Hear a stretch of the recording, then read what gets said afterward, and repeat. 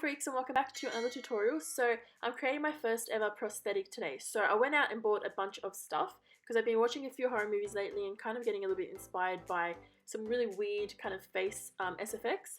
So I went out and got some ceramic clay, and you'll see how I make the teeth afterwards in that. Some white paint, which I already had, and I just went and bought a foam kind of head. I don't recommend using a foam, I recommend using the little image pop-up that I had because it's much more better and it's more sculpted. Okay, so now getting into making the teeth.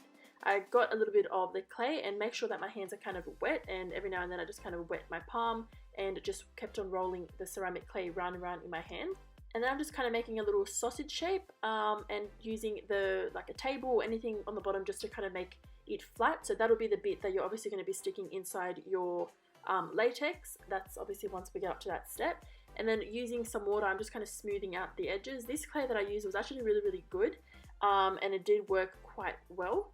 And then obviously just to make the tooth nice and sharp, I'm just doing that with the tip. I don't really know what to call this, but just kind of sharpening the tip, I guess. So the teeth ended up turning out pretty good, exactly the way I wanted them to. I did go out to the shops to see if I could obviously save some time and skip this step, but there were no teeth at all. So I kind of designed them myself, and it was actually pretty fun, and it did take time, but it was all worth it at the end. So as soon as the clay dried, I went in and I did about 2 to 3 coats of white paint. And then once that dried, I got liquid latex and kind of covered the teeth in liquid latex. As you can see, it made them really nice, glossy and shiny. That was exactly what I was going for. So to make the latex prosthetic, I used a little bit of latex and just all-purpose flour, or just like normal plain flour you can use. The first time I did this, I put a little bit too much flour and a little bit less latex, so it dried up really quickly, and it was really hard to work with. As you can see where I'm kind of pointing in the video, it dried up really quick, but it still did work pretty well. I just had to do like another layer on top when I stuck the teeth in.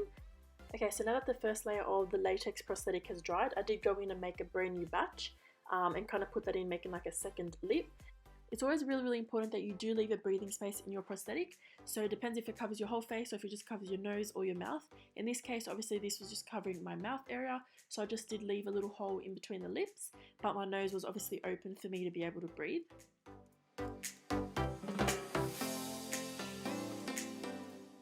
So now the part that I was waiting for so long was to finally put the teeth in. I did kind of stuff up and made a little bit of a mistake because the latex did dry before I did put the teeth in, so I was kind of like digging in there, making some holes to kind of sit the teeth in very nice and properly. Anyway, I did realise that was probably best to do anyway because the teeth were kind of locked in there, and then when you do pull the latex in the hole and also around the tooth, it kind of seals it in really nicely. Okay, so all the teeth are in. Finally, it literally took so long having acrylics and kind of trying to squeeze in, put the teeth in. I did remove them at the end of the video, which I hoped I'd take them off sooner, probably when I was doing like this step, because at the end was just so much more easier when I didn't have the nails. So I did make a whole brand new batch, so I can obviously connect the mouthpiece with the teeth to the sides kind of the face. So obviously once you do put the prosthetic on, it sits very nicely and kind of makes a nice mold to your face. So I did keep on making a few more batches. I did them bit by bit, so when I do cover like the sides of the face, as you can see now, it doesn't dry up, and I can kind of smooth it and blend it out nicely. And this is how the whole kind of sides of the face got covered. I did do another layer, and then once that layer dried, I kind of used a hairdryer, and that kind of sped up the process a little more. And then I just went in just with pure latex and kind of used a sponge and just kind of went over the sides of the face. Okay, so this is how it turned out the following day. It did take probably like a week or a little over a week to do the whole look because I did want it to dry properly and thoroughly. So this is how the sides turned out. I did just go and put a little bit more latex, as you can see, because it's quite shiny in the video, and that kind of stretched out the whole sides. Oh, just went falling because I didn't have anything to like hold my camera and kind of sit the little headpiece together. But yeah, so I'm quite happy with the way it's turning up to this point. I did kind of get a little bit curious to see how I would take it off because I didn't put like any Vaseline or any kind of like slippery kind of agent on the bottom. Considering that this was obviously a foam head, that didn't help the process of removing it, and you guys will see further in like the end of the video as what I'm trying to say. Okay, so now I'm getting a little bit of liquid latex. I'm just using my double-sided sculpting brush just because it's a little bit pointy, and when I just dip the latex in, kind of just drips and falls right in the place where I want it, around the teeth. This dried and actually turned out pretty good. It does look like it's not going to dry see-through, but obviously if you work with latex, or if you have worked with latex, you know that it does dry translucent. So it actually turned out pretty good, which I'm quite happy and stoked with. And this is how the kind of end piece was. It was really hard to take off, so I dipped my double-sided sculpting brush in some Vaseline or petroleum jelly, whatever you have, and kind of slowly just scraped by the sides. As I said, I did get quite curious in the beginning to see if I kind of caused a big fail and a mess, so I did kind of start scraping the sides of the latex a little, but it did come off. The only bad thing is that behind it, obviously the foam pieces kind of left a little mark. They left a little like souvenir on the latex, but I wasn't too worried about the foam pieces kind of showing because it was obviously on the inside where it kind of sits on my face. So roughly 1 hour later, kind of peeling it slowly using the Vaseline so it doesn't tear or it doesn't rip. This is the progress that I made. I was literally so excited when I got to this point, but I obviously kind of stuffed up the chin on the mannequin a little bit because it was really kind of a hard crevice. Okay, so this is like a little close-up of how the latex dried really nicely.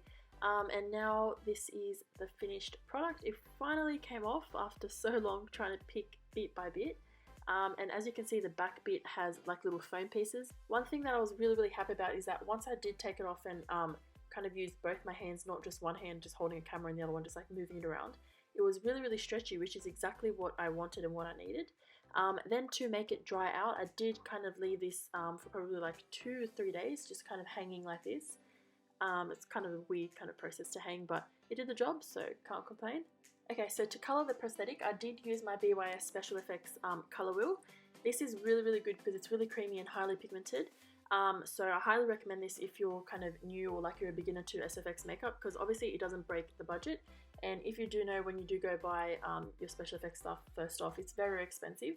But this is a really good way to kind of start off your kind of career or whatever it is that you want to do with special effects.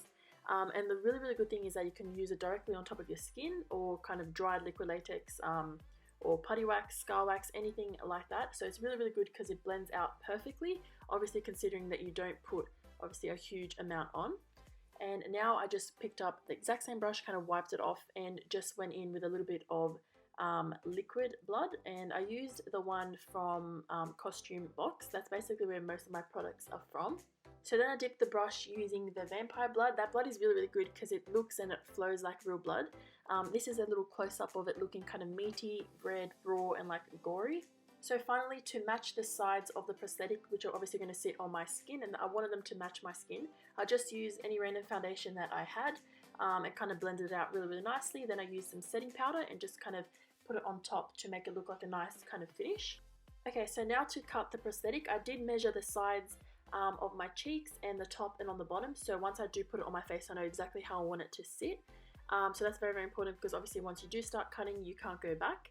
And as you can see, I did leave a little hole for breathing space in the middle, then I cut it out using some scissors. And this is the finished product. Obviously once you do put it on you add a bit more blood and however you want to do it to make it look seamless.